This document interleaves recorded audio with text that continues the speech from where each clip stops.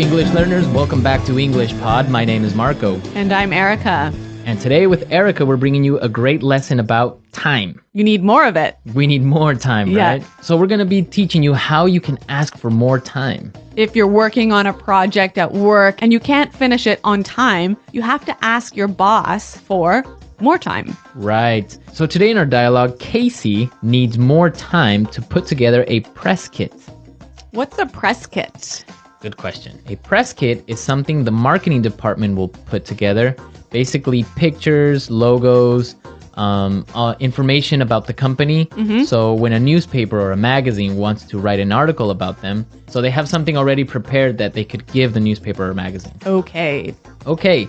So let's listen to our dialogue for the first time. And as always, it's going to be at a normal speed, so it might be a little bit difficult to understand. We'll come back in 1 minute and tell you about some of the key language.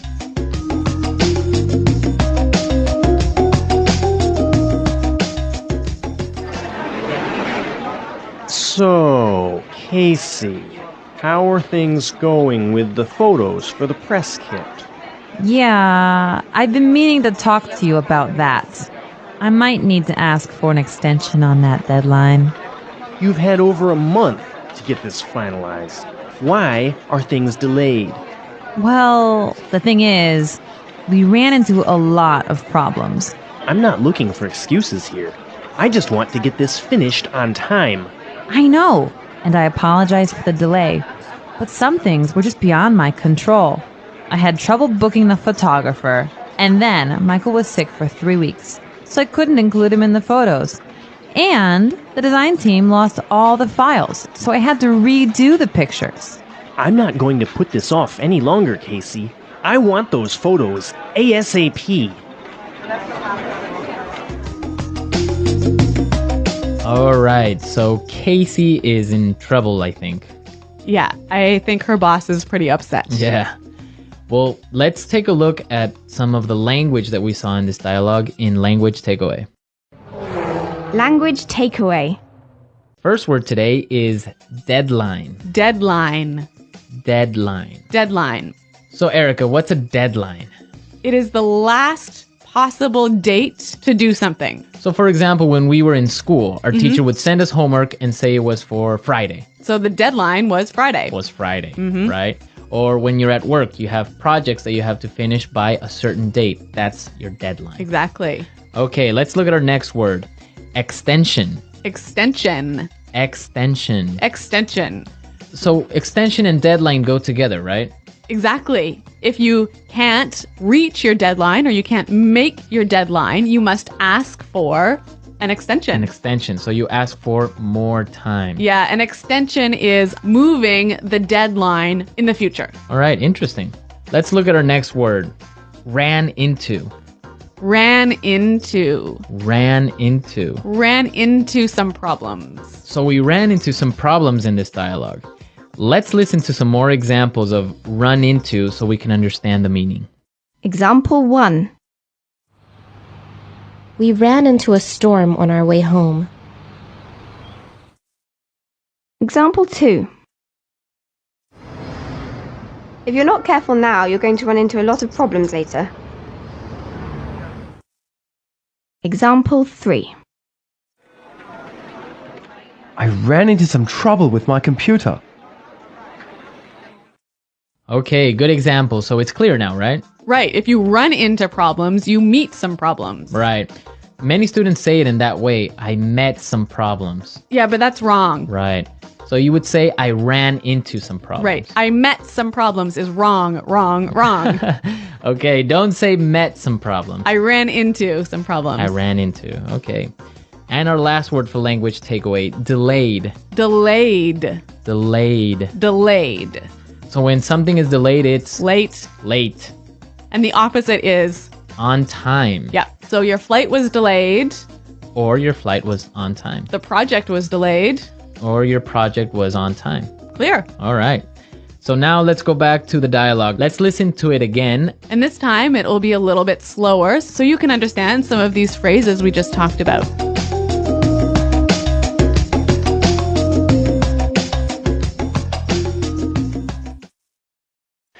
So, Casey, how are things going with the photos for the press kit? Yeah, I've been meaning to talk to you about that. I might need to ask for an extension on that deadline. You've had over a month to get this finalized. Why are things delayed? Well, the thing is, we ran into a lot of problems. I'm not looking for excuses here. I just want to get this finished on time. I know, and I apologize for the delay. But some things were just beyond my control. I had trouble booking the photographer. And then Michael was sick for 3 weeks, so I couldn't include him in the photos. And the design team lost all the files, so I had to redo the pictures. I'm not going to put this off any longer, Casey. I want those photos ASAP.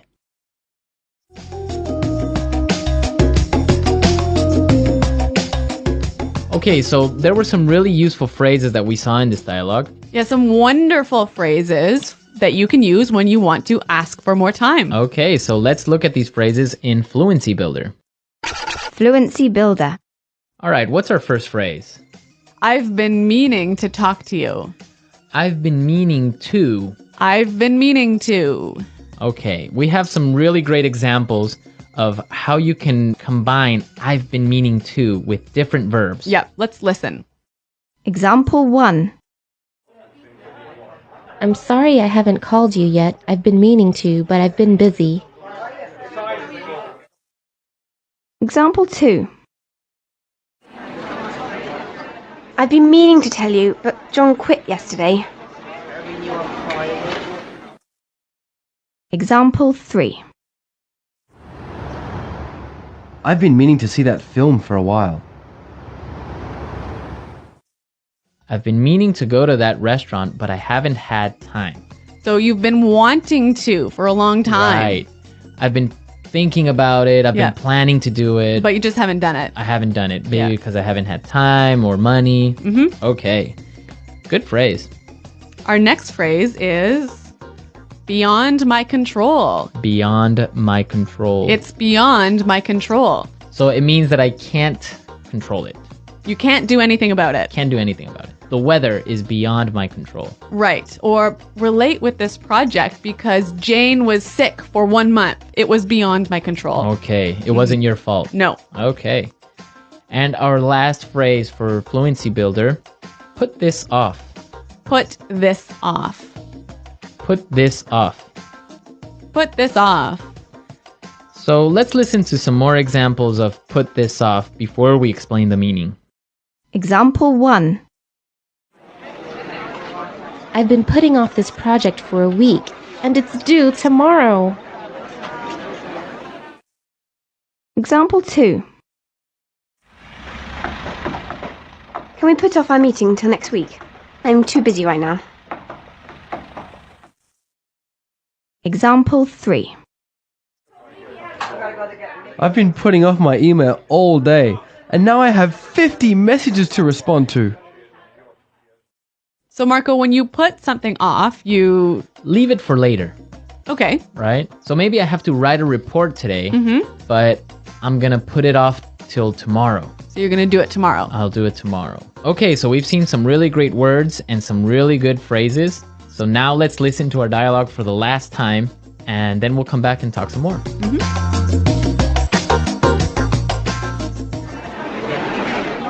So, Casey, how are things going with the photos for the press kit? Yeah, I've been meaning to talk to you about that. I might need to ask for an extension on that deadline. You've had over a month to get this finalized. Why are things delayed? Well, the thing is, we ran into a lot of problems. I'm not looking for excuses here. I just want to get this finished on time. I know, and I apologize for the delay. But some things were just beyond my control. I had trouble booking the photographer, and then Michael was sick for 3 weeks, so I couldn't include him in the photos. And the design team lost all the files, so I had to redo the pictures. I'm not going to put this off any longer, Casey. I want those photos ASAP.